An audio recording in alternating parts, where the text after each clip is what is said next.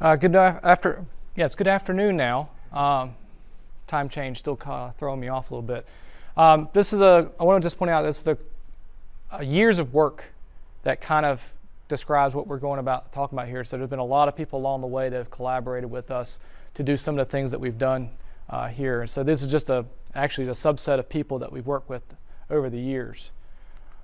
Just a real quick, we're going to talk a little bit about what we are, and then I'll give a couple examples of things that we've built in Delaware using our system, and then maybe just as Allison just did, maybe just lead into our conversation now after my talk, talking about how we can move forward and do things maybe a little bit better.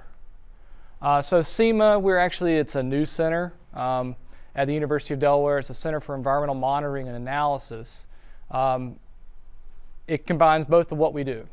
Basically, we are primarily historically been an observing network. The Delaware Environmental Observing System is our mesonet for the state. It started a long time ago, and I'll go into that in just a minute. And then we try to take that information and other data sources, even some of the sources that have already been described, and integrate those things into products that can help users. Agricultural sector is one particular group that we work with, but we've designed things on coastal flooding, water quality, snow monitoring, you name it. We've done a lot of different applications in the state. And then, of course, the State Climate Office is located within our center, so we do a lot of climate services. And we also have a real-time or a near real-time satellite receiving station that's part of our center too, so we have a lot of remotely sensed data that we pull in. So it's a lot of data that comes into our system. One little note here about state climate offices. We function like extension. A lot of folks in here in the room are very familiar with extension, but we're for climate information. And we've been doing climate outreach for a very long time, and we did climate outreach before it was cool, okay? Climate offices go back a long time ago, but the climate offices as we know them today kind of go in the 1970s is kind of where we started to shift from sort of more of a federally run state climate office program to more local run state climate office program. So our office has been as it is today, really since the 1970s, 1980s, and it continues on. So we've been many years, Dan spent many years as state climatologist for our state, and we try to do the things on the ground to help either an extension agent or a local citizen, whoever calls, a media interview, whatever it may be, to talk about climate and how it affects Delaware. Every state in the Northeast region, in the hub region, has a state climatologist except Massachusetts. Hope that'll change someday. So if you haven't reached out to or worked with your state climatologist, encourage you to do so. They're a great resource for you. And again, we're organized, if you will, a little bit under a professional organization called the American Association of State Climatologists, which is the AASC. And that's a group that gets together all the time to kind of figure out ways that we can do our jobs a little better in the climate services industry. So again, I mentioned it before, the DEOS network, it's been around since 2003. I don't think we were the first network. I think Dave started a little before ours, but we were the second mesonet that started in the Northeast region. There are now 3. New York has recently launched theirs, and it's doing very well. And maybe Pennsylvania has been talking about putting something together as well. But largely in the Northeast region, there aren't very many networks like this. And basically when I say a mesonet, we're talking about a high resolution, high spatial, high temporal resolution network of weather stations. They're maintained at a research grade level. They're adhering to what we call climate observing standards. These aren't your backyard weather stations. So we're maintaining them to a high level to try and ensure that we have high quality data that go into these applications that everybody likes to use. Right now in Delaware, we are the densest statewide network in the country. When you're the second smallest state, it's kind of easy to do that. We have 57 real-time weather stations as part of our network. A lot of these stations are, as I said, 44 in Delaware, 11 in Pennsylvania. We have a little bit in Pennsylvania because some of our flooding issues we have in our state originate in the headwaters that are actually in Chester County, Pennsylvania, so we have some stations up there to monitor for that. A couple over in Cecil County, Maryland, through some research projects that are with university folks. And we've also expanded. We're not just weather, we also do environmental data, so we've done some hydrology work with our dam safety program in our state. We have pond monitoring stations to look at water levels on ponds to try and minimize the chances of breach or failure of dams, which is always a concern in small states like ours. High density provides good local data. It's hard to see on this. I wish I made this a little bigger. This is a radar imagery showing a sea breeze front moving across Delmarva Peninsula. And then this is our network. It's our interpolated field map here. It's hard to see that the temperatures in western Sussex County are in the mid-70s, and to the other side of the sea breeze front, they're about 10 degrees different, about mid-60s. And we see contrast sometimes along our coast, because of that ocean influence, 30 degrees of a gradient in a very small space. So climate is overall in the state, it's a fairly gradual gradient, but on any given day and any given weather pattern, it can be quite dramatic. And so our system is both real-time, it supports like emergency operations and transportation, things like that, but it can also support longer-term applications like agriculture as well. So going into our products here, irrigation scheduling system. This was a USDA NRCS funded project. Reason we do it, Delaware is a very irrigated state. About 35% of our state is probably irrigated at this point, croplands irrigated. Last census, I think it was a little bit less than that, but it's been a little while since the last ag census. Reason we have irrigation in a lot of places is we have a highly variable summertime precipitation. Convective storms, afternoon pop-up thunderstorm variety systems is where a lot of the precipitation in the middle of the summer comes from. And also we have a lot of sandy soils. They don't hold a lot of water. So it's a bad combination if you need water pretty quickly for crops that are near maturity. Irrigation provides insurance against prolonged dry or hot periods. So a lot of farmers in our state are using irrigation to kind of hedge their bets against the weather. This little chart here on the right shows you just how much it's grown since 1950. Now 127,000 acres of land are irrigated in our state. I know relative to other states that's a pretty small number, but in Delaware terms it's pretty big. This is a map showing where a lot of the irrigated areas a group in our extension office at the University of Delaware mapped where a lot of our irrigated farmland was in 2012, and this just shows you it's in a lot of places, but it's particularly down here in the southwest part of the state in Sussex County. That's where a lot of our sandier soils are located as well.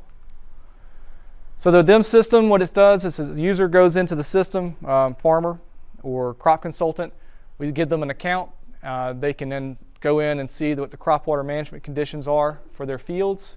It requires very minimal input, basically a field name, crop type, and emergent state, and a location. They can just pick it on a map. And then the system does all the calculations using the FAO 56 method. And then from there, they can input their irrigation data. They can correct the model using soil moisture information if they have a soil reflectometer or something like that from the field. And it's primarily been used for corn and soybean, some cucumbers and lima beans also. We have about 8 crops that we have developed in the system here. And right now it serves about 124 fields that we served last year, which is probably a little less than 10% of the state's irrigated farmland. But we're hoping that we can grow that as time goes on here. Plant disease risks. This is a project we worked on with Gordon Johnson here and then other team members from the University of Delaware. Looking at lima bean disease risks, this is primarily with downy mildew, which is a fungus that affects our lima bean crops in each year. Approximately 15,000 acres are grown per year of lima beans in Delaware. We're the second largest producer of lima beans in the country, even as small as we are. And again, this was also a USDA NIFA SCREE funded project, and this product was launched in 2017. Right now we have really just 3 vegetable producers that are using the system plus some researchers, and that covers about 70 fields of lima beans in the state, which is actually a lot of the lima bean fields in the state, at least last year. Again, similar to the DEM system, user goes in, they tell us where their field is, last time they saw disease, not downy mildew, and also I think whether or not they have a susceptible cultivar as well. And then from there, it does some basic calculations with a couple of different disease models that were developed actually up here in New Jersey at Rutgers, I believe, back in the 60s and 50s. And it's been modified a bit to come up with a risk calculation on top of that. And basically, it just provides that information to the user, high, medium, low risk. I think there's still some work being done to try and figure out what the actionable information is off of those risk values. So there's still a little bit of fleshing out of the information. But its system is pretty simple. It just gives them a status of their fields in terms of where they are. They can look at how it's tracked over time on their fields. They can also download the data and use it, which I should have mentioned this back with the irrigation scheduler. They can use that as part of their reporting for some of their irrigation management plans, which they have to do for some of their NRCS cost share funding. So it's another issue, or good thing, I guess. And again, the goal here with the lima bean risk tool is to reduce production costs by reducing the number of sprays. A lot of the lima bean fields have sort of preventative spraying for fungicides or for fungus, for downy mildew. And the goal here is to try and provide informative information that can allow them to better decide when it is appropriate to spray and when not to, hopefully by saving them some spraying costs in the process. So now what? Just a little bit of something here. We've integrated our data into a few different other programs. I don't like reinventing wheels. We built these, the irrigation scheduler, there was nothing like it in the Northeast when we built it back in 2012. Obviously some things have gone on since then. And then of course the lima bean tool is kind of a unique thing to Delaware, but it does have applications some other places. But a wheat scab models up at Penn State. We've pushed our data through the state climate office there into that system. There's a program called NUA, which some of you probably know about, and we push data into Northeast Regional Climate Center to help get our data out into that product. And we're happy to do that. It gives us an opportunity to get our data into more places and make it more broadly available. But where else do we need to go? And how many different places do we need to put the data? It becomes almost like a, packing data into like 10 different ways to send it out to 10 different groups. It becomes time consuming. Then you got to maintain all that feed, all those data feeds to make sure those products get the data from your system. So it becomes a little time consuming. We want to see that streamlined more. Like I said, you've got these different groups here that are doing all this wonderful application development, but how many different places do you need to send it to just use the same tool? And so, this is my little graphic here about our silos that we build. Basically we're reinventing wheels. We're putting the same products, irrigation schedulers. If you go around the country, there's probably 25 different statewide systems that run irrigation schedulers. And we're all using the same methods a lot of times. Now, there may be some catered, specific location, specific information in different states, but the methods are the same. So how do we streamline our data more to get it so that I don't have to send it to 10 different places to get access to one product? And again, up here, I want to say before, is it's not because we're technically limited. A lot of times we're just institutionally limited. We're not in maybe some other group in the southeastern U.S. that's got a great strawberry model, and I would love to have our strawberry growers in Delaware have access to that and use our data, to get that output. But how do we do that? There's not really a good construct to do that right now. Of course, all of these duplication of efforts. Somebody wants to say, hey, can you go build a growing degree day model in Delaware?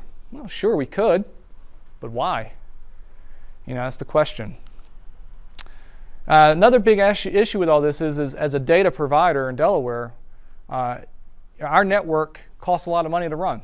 It's not a lot, but it costs money to run it. And if our data goes into these different products and systems around the country, and then you got a user from Delaware using that system, how do they know where that data came from?